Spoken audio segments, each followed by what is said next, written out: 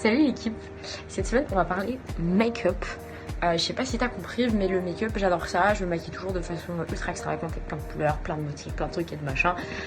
Et des trucs et des machins qui se rejoignent des bidules. Et je voulais qu'on parle un peu make-up ensemble. Si tu veux voir ce que j'ai déjà fait d'ailleurs, t'as une storyline sur mon Instagram et je poste tout mon make-up sur Instagram. Et les séries. Et du coup cette semaine je vais vous apprendre un peu tous les jours comment je fais pour créer une série de make-up, ce que ça donne, comment on avance, comment on fait travailler tout ça, etc. Et des petits tips sur le make-up tous les jours. Là actuellement on est sur la série des planètes. Si vous me suivez sur Instagram, vous voyez la série évoluer en même temps que cette vidéo. Et si vous ne me suivez pas, soit suivez-moi et vous verrez tout le make-up. On sera bienvenue dans cette nouvelle semaine. Donc aujourd'hui je vais te montrer comment tu peux faire des tâches comme ça, mais super facilement grâce à un produit miracle. T'es pas prêt, hein. Attention. C'est-à-dire qu'en fait j'ai ça, qui tresse ça, et ça s'appelle un eyeliner cake. En fait l'eyeliner cake c'est un peu comme de la peinture à l'eau quand t'étais petit. Tu viens mettre de l'eau dans ta mixture et tu viens mouiller le liner. Et comme ça après tu peux avoir la texture que tu veux. En fait, ce qui est trop bien avoir la texture que tu veux, c'est que du coup, tu peux faire un eyeliner super facilement. Et pour toutes les personnes qui ont du mal avec le liner, souvent c'est parce qu'il est trop liquide ou trop sec. Et là, tu peux créer la nuance qu'il te faut absolument. Et une fois que tu as fait ça, il faut oublier qu'il faut faire un truc super pas réfléchi. C'est-à-dire que si tu commences à réfléchir à la forme que tu veux avoir sur ton œil, ça va pas aller du tout. Là, j'ai vraiment... Hop, je peux descendre la forme, la monter, tout ça. Ça n'a aucun sens. Et moins ça a de sens, mieux ça sera beau à la fin. C'est ça qui est fort dans le maquillage.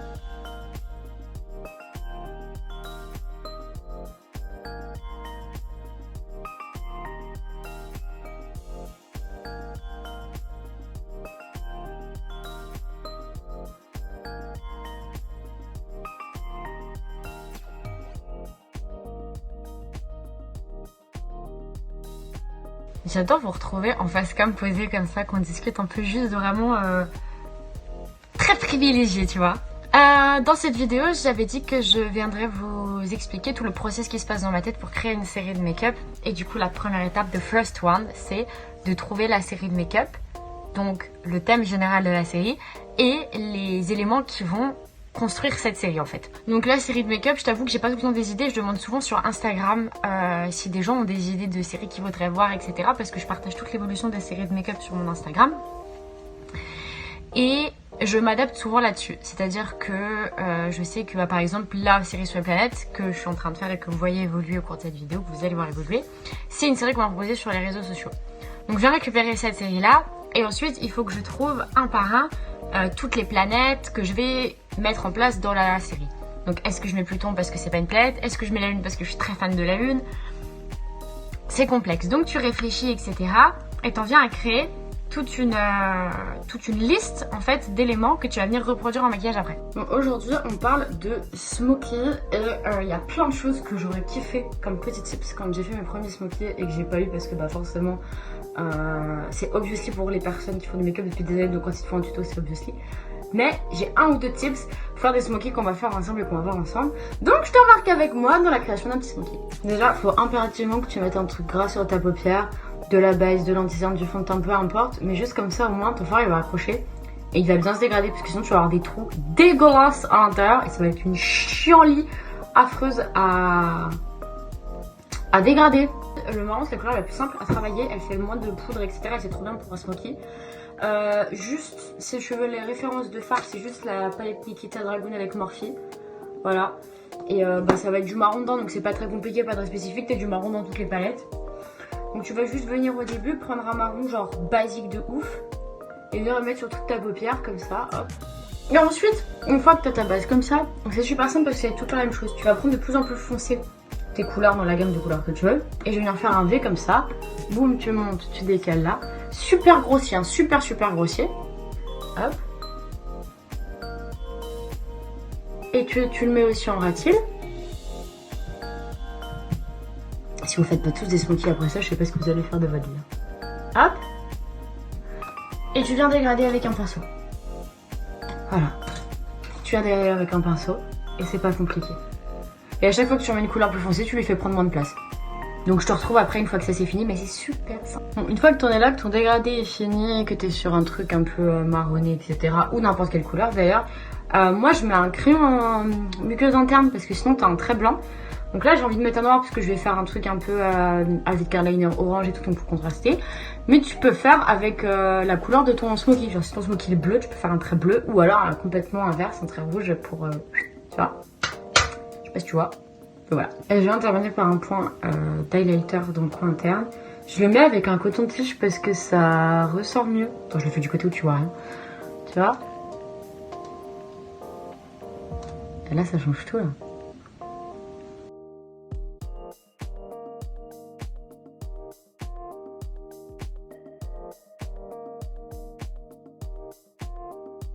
Une fois que j'ai déterminé mes éléments, donc là par exemple toutes les planètes, je vais venir chercher les caractéristiques de chaque planète. Quand j'ai fait ma série sur le zodiaque, je suis allée chercher les caractéristiques au niveau caractère, mais aussi les couleurs qui se rapportaient à ces signes du zodiaque là. Cet été j'ai fait une série princesse, donc c'était avec les couleurs. C'est beaucoup plus avec les couleurs et avec ce que ça m'inspire que vraiment une reproduction comme pour les princesses. Donc j'ai pas reproduit leur maquillage, mais je vais aller chercher ce que ça m'inspirait. C'est ce que je fais pour tous, sauf une des prochaines séries qui arrive qui est sur les make-up sont les années, et je vais vraiment me maquiller des années 50 aux années 2020 sur les modes de make-up qu'il y a. Pour mettre en place la série, je viens sur Procreate et je prends un visage de femme et je viens dessiner un peu ce que je veux autour.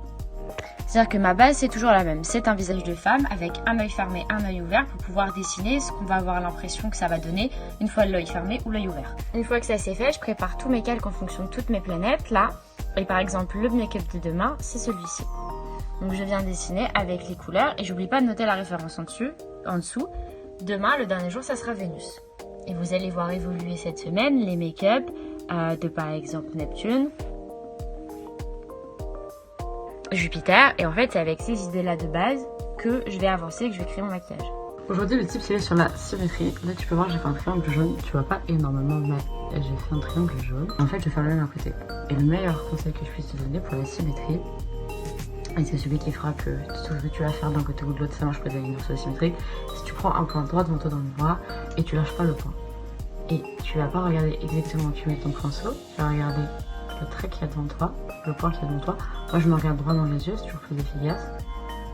Et je bouge pas la tête. Et du coup, les deux triangles vont être parfaitement symétriques. Une fois que ta forme est faite, tu peux remplir sans problème. Remplir en te regardant, ça change rien.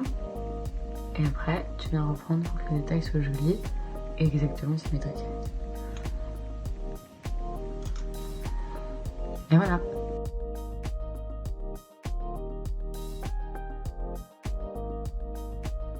Et la dernière étape, bien sûr, c'est l'étape de la réalisation. Je vais venir avec les croquis que j'ai faits, trouver les couleurs dans les palettes, les nuances, etc. que je trouvais plus adaptées par rapport à ce que j'avais dans la tête. Et je vais venir modifier un peu le croquis. C'est-à-dire que le make-up qui vient demain a été dessiné sans eyeliner, mais je sais pertinemment que demain matin, en le faisant, je vais mettre un eyeliner pour partir au travail et que ça rendra bien mieux comme ça.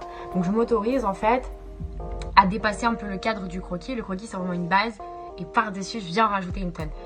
Et en règle générale, je rajoute et je m'en retrouve avec la tête remplie de maquillage. Donc là je vais faire ce qu'on appelle un halo avec du rouge et du orange. Je me suis dit que c'était trop bien que tu puisses voir tout le tuto. Donc je t'ai fait un petit timelapse parce que ça parle assez bien de lui-même et qu'on n'a pas forcément besoin que je t'explique chaque détail les uns après les autres.